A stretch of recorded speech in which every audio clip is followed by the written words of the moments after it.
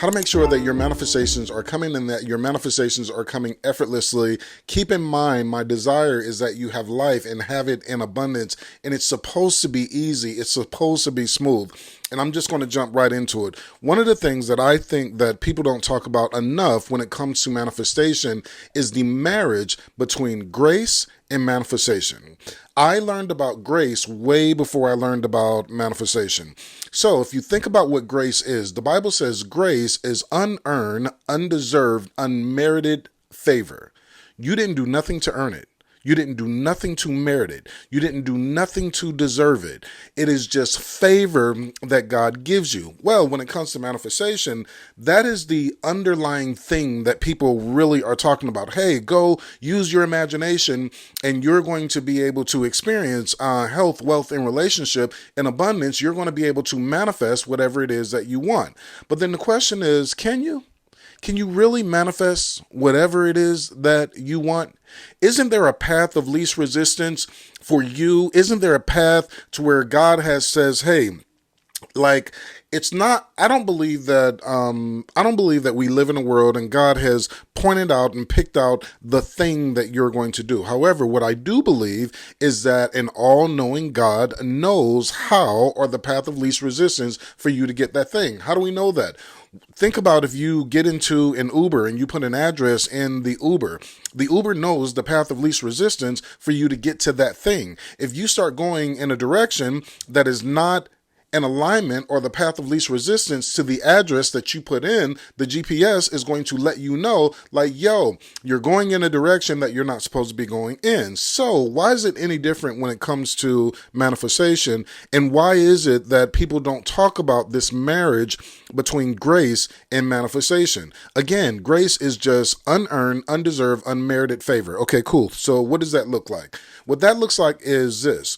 Let's say, for example, you are manifesting customers for your business, right? And you say, ooh, I want to manifest 20 customers per day. You want to manifest 20 customers per day. So you are doing, and I'm assuming you're doing the inner work. You're doing your visualizations. You're doing your meditations. So your meditation, you're stepping into that identity to where you are increasing your consciousness. You're doing your meditation, and then you're doing your visualization, meaning you're stepping into that identity of the you that already has what it is that you want. Cool. However, there is a part that we have to make sure that we're at least not just talking about. There's a part that you have to make sure that you're in alignment with, and that part that you have to make sure that you're in alignment with is the grace part.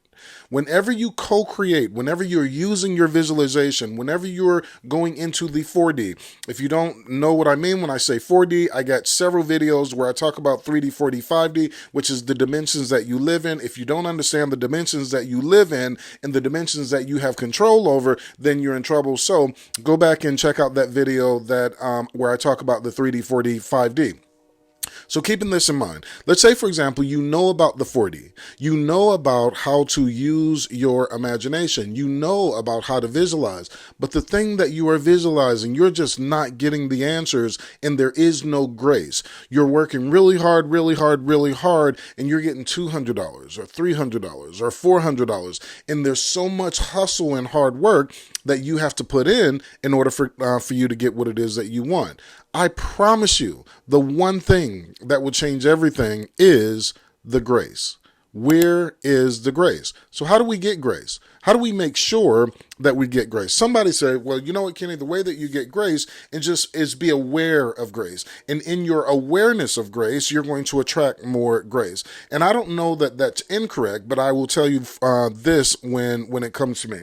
I was working on a business in 2023. And when I tell you I had grace in everything that I did, I mean, like, if I needed a salesperson, the person was popping up even before I put out an ad. There was nothing that I had to do. There was grace there. When I needed a virtual assistant, somebody reached out to me and said, hey, Kenny, like, I don't know what it is that you're doing, but I want to work for you. And I'm like, okay, well, what is it that you do? And she's like, I can do this, I can do that. I can be your virtual assistant. So before I needed anything, God had already provided that thing for me. But there was something that I did that I didn't even know that I was doing. I didn't even know that this was the switch that I made. The switch that I made is the destination. The switch that I made is I was working on something that was in alignment with my purpose. So let's go back a little bit.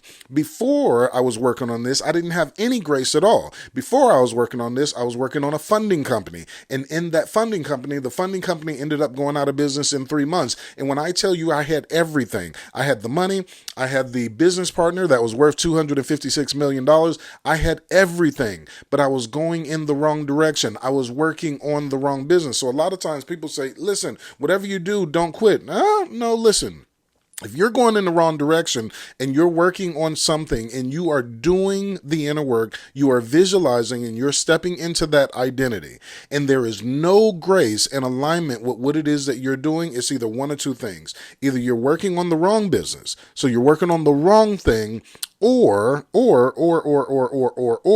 you're not focused on the destination in the business that you want. So keep this in mind. So what does that look like practically? So for me, the main thing that I wanted was to do events. That was the main thing that I wanted, was to do events. So in 2023, that's what I focus on, and we did events. But I didn't even do it on purpose. Like, I just had these people that were coming into the organization, and they were like, yo, we should get together, and that's what I really wanted to do anyway. So it was so amazing, and then so great. And then after those, by the way, if you've never been to a Kenny Morgan event, they are absolutely amazing. And there's a link in the description to where you take a test to figure out what's the thing that's blocking your manifestation. And then what we do is we remove those blocks, activate your millionaire mind, and teach you how to attract and enroll your dream client at our event. So make sure that you go and check out the link in the description. So again, for me, at the end of 2023 and 2024, it was like, you know what I'm going to have to do is I'm going to have to stop focusing on events. What I'm going to have to do is I'm going to have to make videos, and I'm going to have to do content, and I'm going to have to get as many people as possible together to make sure that I have this big bucket of people. Then I can sell tickets to them. And 2024 ended up being one of the hardest years that I ever had. Why? Because there was no grace. There was no grace. In 2023, there was grace. In 2024, there was no grace. So what's the one thing that I did in order to make sure that there was grace? I changed the destination. I made the destination about the thing that I really wanted to do. So what I really wanted to do was have events. So I made that the one thing. Literally made that the one thing, and that changed absolutely everything.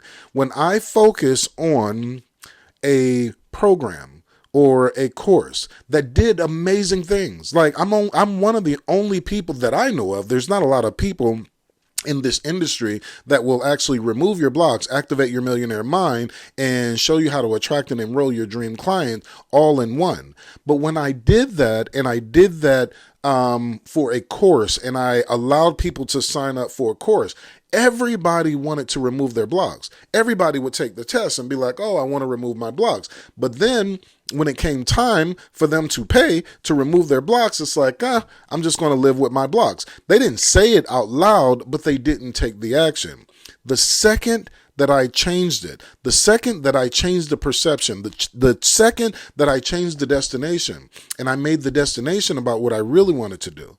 Because if I'm really being transparent, I didn't really want to make content. It's not like I am in love with making content. I'm not in love with making TikTok videos or YouTube videos or whatever. It's the thing that I'm in love with is the destination. And when I changed the destination, everything changed. When I tell you everything changed, everything changed. Then people are like, wait a minute, I get to go on an event. I get to travel. I can travel by myself. I can travel with my family. I get to travel and I can remove my blocks. I can travel and I can do the thing that so many generations before me have never done. Like, sign me up. How do I do that? So Here's one last story when it comes to destination and the importance of changing your destination. I used to own a hair salon, out of all things. I used to own a hair salon with my then ex-girlfriend. And there wasn't a lot of motivation for me. Let's just say that. I wasn't motivated at all. It started out as a good idea. Like, listen, I get to work in a salon. There's going to be women coming in every day. That's going to be great. No, it's not great. Fellas, don't do it. So anyway, I wasn't motivated to do anything. And then one day I'm just scrolling on the internet and I'm looking at the floor that's inside the salon, and the floor has this ugly tile on it. And I'm like, you know what? Maybe if this place looked a little bit better, it would be easier to actually come in here every day and do what it is that we do. So I started Googling, and what I Googled was Soho. And I Googled salons in Soho, New York. Some kind of way, that's what came up. And then I saw something. And in Soho, New York, there was this salon, and it had this amazing acid stained concrete floor. This amazing acid stained concrete floor. And I was like, yo, I have to make sure that I'm getting that. If our floor in this salon looked like that, that's what it is that I want. But here's the deal.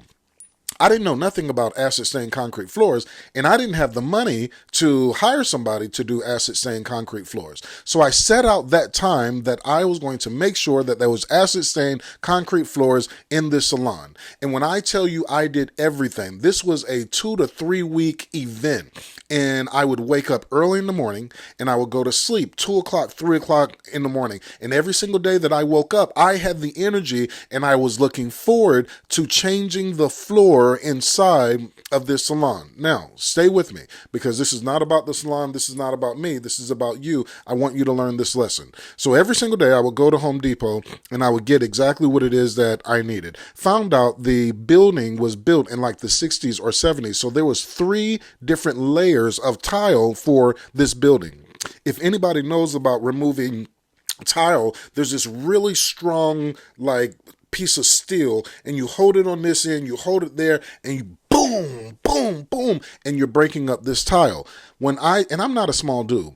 When I tell you I had to put all of my force into breaking up this tile, one day the tile was so difficult, I'm like, you know what? What I'm going to do is I'm going to grind up this floor. I'm going to grind the floor. So I'm going to go to Home Depot and I'm going to rent a grinder that you sit on and then grind this, so that way I don't have to do it manually. By the grace of God, I'm going outside, and there's a general contractor next door at this sushi spot that we were next door to. And the guy said, hey, I see that you've been doing this work inside the salon. Can I come in and check out what you're doing? So I'm all excited, and I come in, and I tell him this is going to be a concrete, acid stained concrete floor, this, that, whatever. And I'm going to go, and I'm going to get a grinder. And then the guy's face just changed, and it just dropped. And he's like, you go get that grinder, and you grind this tile, you'll be dead within a year. And I'm like, why? He's like, this tile is asbestos, and there's asbestos built inside there's asbestos in this tile. So if that gets in the air, gets in your lungs, you're going to die. So I'm like, okay, well, thank God I didn't do that. Make a long story short, I end up getting up the tile. Then now that it's all concrete, because we're acid stained concrete floor, it has to be nothing but concrete. So now it's all concrete, and it's time for me to spray this acid. What's crazy about acid stained concrete floor, you get the color that you want, but you are not in control over what happens when the stained concrete hits the concrete floor. You're not in control over the color. So it's like, man, I'm looking forward to this, and I spray this concrete, and I'm standing back and I'm looking at my creation. And I'm like, wow, amazing, amazing. This is exactly what it is that I wanted. And from that day, I learned that the thing that moves me in everything that I do is my acid stained concrete floor. So I always ask the question, what is your acid stained concrete floor? What's the thing? What's the destination that moves you? What's the thing that you're like, man, like, I want to do this thing. Don't focus on the content. Don't focus on the videos. Don't focus on getting the customers.